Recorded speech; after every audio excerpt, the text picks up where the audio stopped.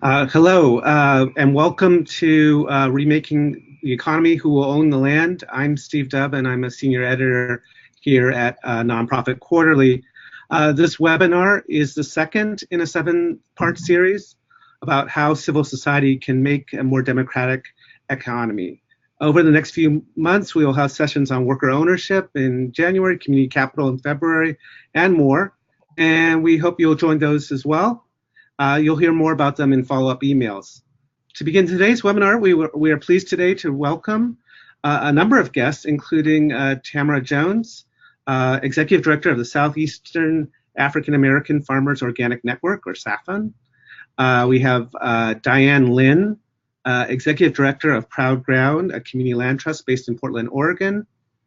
And we have two folks from Oakland, California, Neil Thapar, who's Food and Farm Program Lead for the Sustainable Economies Law Center, and Neil's colleague, Greg Jackson, who's Partnership Director at East Bay Permanent Real Estate Cooperative and Equal Justice Works Fellow. We'll also be showing shortly a video interview with Nick Tilson, who's President and CEO of the NDN Collective. A few more notes before we get started. First, we're very excited to take all of your questions, and we'll be leaving plenty of time at the end of the webinar to allow panelists to answer them. Please enter any questions you have into the questions box in your GoToWebinar control panel. And I'll share them with the panelists as we get to that part of the discussion. Pretty much the last 25 minutes of the discussion will be dedicated to your questions. Second, we will be sharing the slides and recordings with everyone by email after the webinar. And so that should arrive in a couple days, and please do not worry.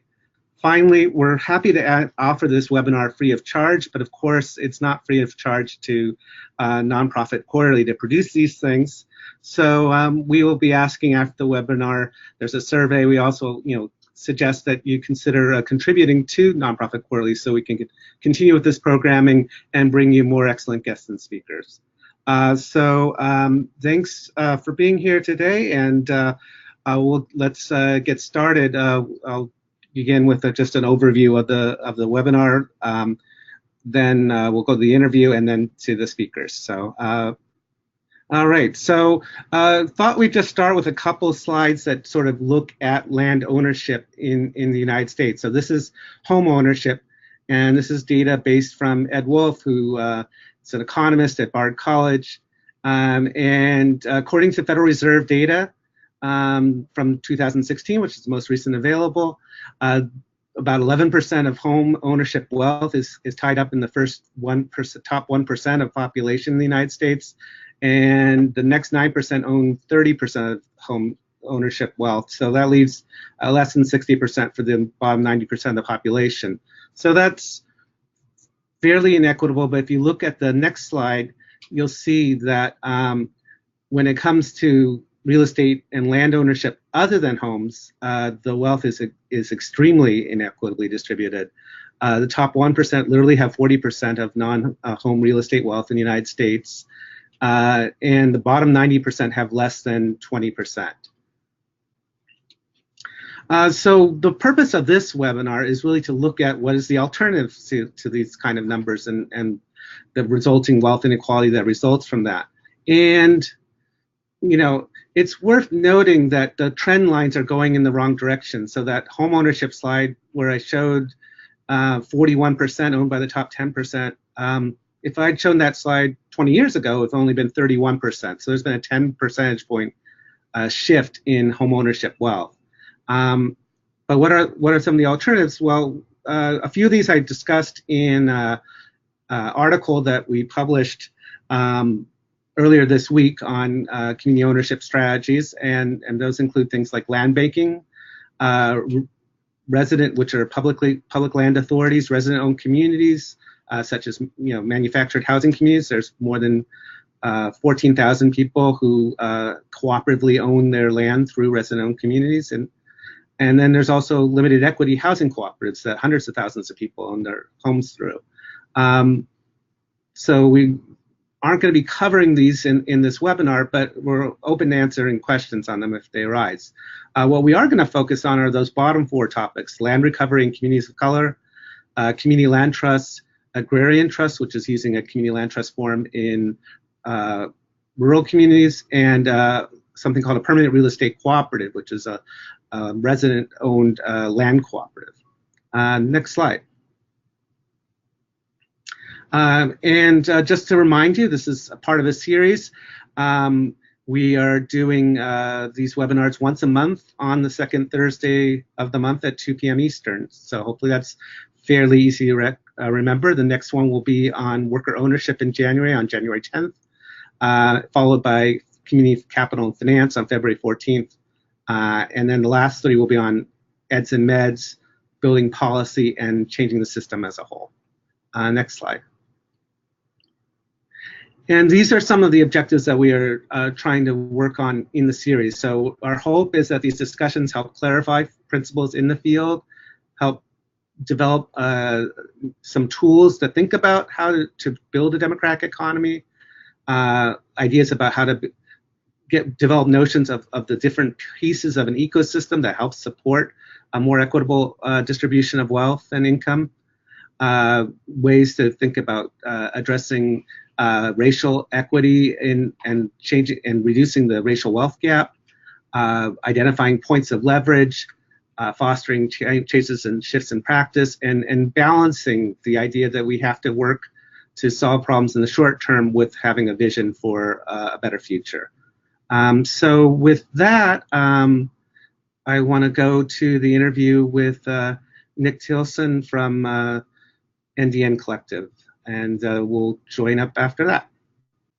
Good afternoon. I'm Steve Dubb, and I'm here with Nick Tilson, founder of Thunder Valley Community Development Corporation, a nonprofit operating on Lakota land in Pine Ridge, South Dakota, and founder now of a new organization called Natives Defending Natives, or NDN Collective. Nick, welcome to NPQ, and thanks for making time for this interview.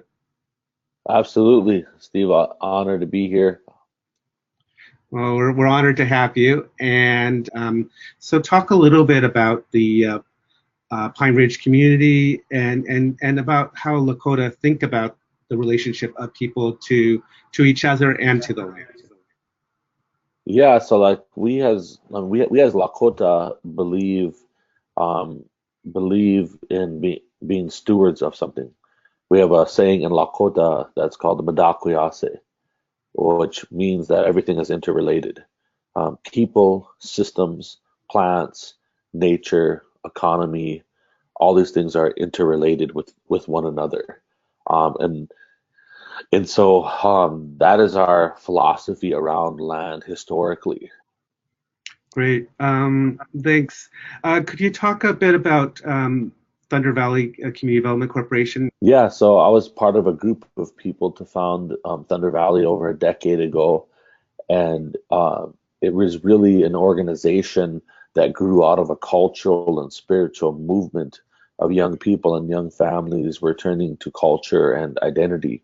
And out of that process of reclaiming and being reconnected to our culture, our identity, and our ceremonies came an increased sense of responsibility to place. Where we live on Pine Ridge is one of the poorest places in the country, with historically the lowest income, poverty rates, lowest life expectancy, really ground zero for inequity in America. And so we created the Thunder Valley Community Development Corporation to begin to tackle systematic problems facing our community. And quickly we arrived at this place of we have to create examples for what is possible.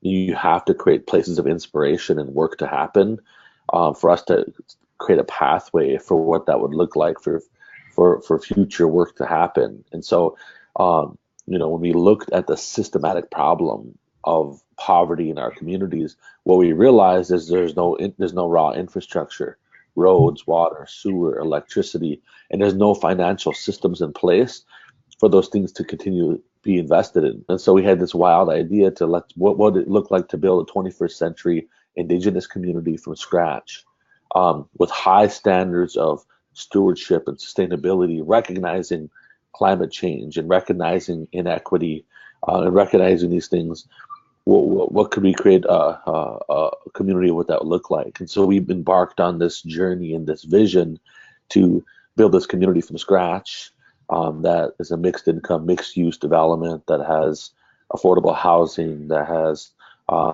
places to incubate businesses and social enterprises and grow our own food and begin to meet the basic needs of our people. So that has been like the trajectory and the work and story of Thunder Valley. Great. Nick, I noticed that one of the ways that NDN is defined as natives decolonizing natives, and there was a decolonization process involved in creating the Community Development Corporation there. Could you talk about that and sort of the continuing efforts to rebuild Lakota cultures that I know are also part of that effort? Yeah, I mean the connection to land, connection to spirit, connection to each other, and the connection to our societal systems. Like because so many of those things were broken through colonization, that the foundation of our decolonizing work was beginning to be a spiritual healing, a healing so that we could create a vision for something bigger than ourselves. That process and that foundation and that spiritual and cultural healing. And again, I would say that that's something that not nonprofits can really do, right?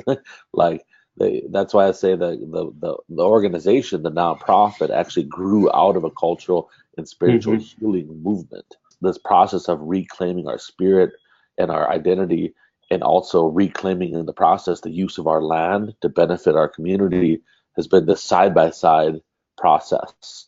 And we were, I always say like we're cultural bearers, pipe carriers, activists and organizers turned community developers, because we didn't know anything about community development, but we arrived at community development and housing and these things because our community needed those things, not because we knew a damn thing about them.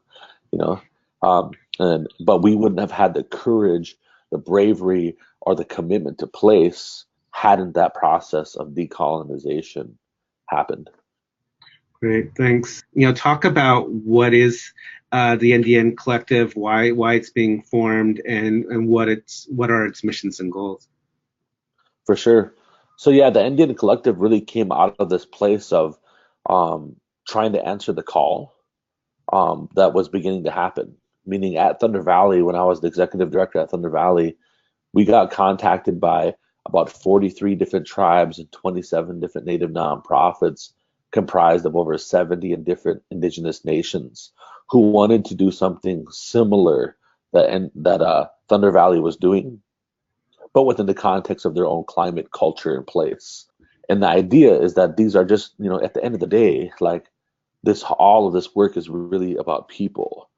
Indian Collective and its related entities is is really just a toolbox for different projects and money to flow in different ways. Our work seeks at the Indian Collective to build the collective power of Indigenous people by investing into Indigenous self-determination. Great. So I wanted to take this conversation a little bit beyond Indian country. What lessons do you see that come out of the work that you've done at Thunder Valley and with NDN that might be applicable to folks, whether they're working in the with farmers in the Black South or in urban areas? What can we take from the work that's been done that might be applicable? Yeah, so I think the biggest thing is that there is no cookie cutter way to do it, right? Lessons learned.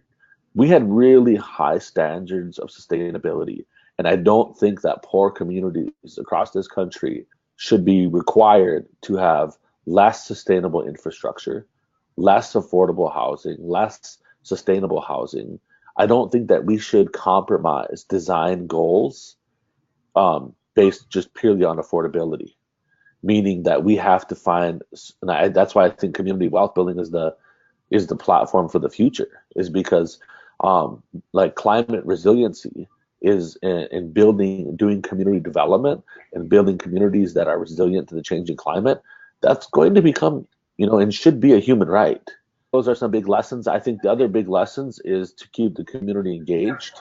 that have community engagement be a part of, not something that is a box you check to say that it's been completed, but that community engagement is part of the continued way in which you do this work.